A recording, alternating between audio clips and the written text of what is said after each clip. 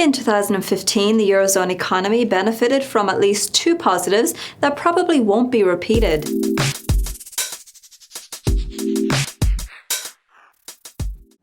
UK trade deficit widened further in Q4. Exports continue to struggle and have been hampered by the strong sterling.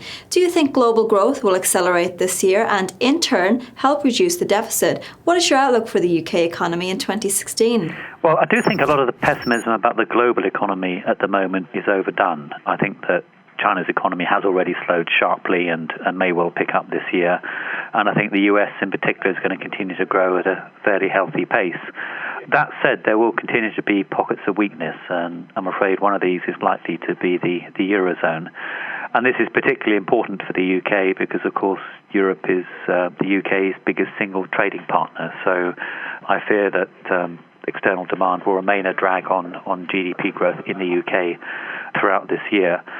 That does suggest the risk of further weakness in sterling, particularly if you also consider the political backdrop ahead of the likely in-out referendum on the UK's membership of the European Union. So I suspect that sterling will come under further pressure, particularly against the dollar over the rest of the year. Eurozone Q4 GDP grew by 0.3%, slightly beating expectations, and Germany's figure came in as expected.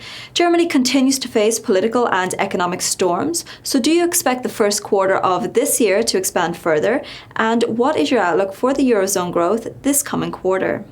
Well, I think the big picture across Europe this year is going to be slower growth than we saw in 2015. It's worth remembering that in 2015, the Eurozone economy benefited from at least two positives that probably won't be repeated. One was the big fall in oil prices, which was a clear net positive for Europe. And the second was the decline in the euro. This year, with oil prices stabilising, maybe recovering a bit, and the euro a bit firmer as well, those headwinds will fade.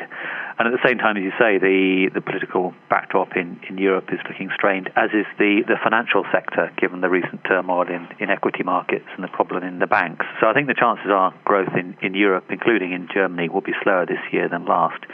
That said, not expecting a collapse. And I think there may still be some good news for investors in the form of additional monetary support from the European Central Bank, perhaps as early as next month.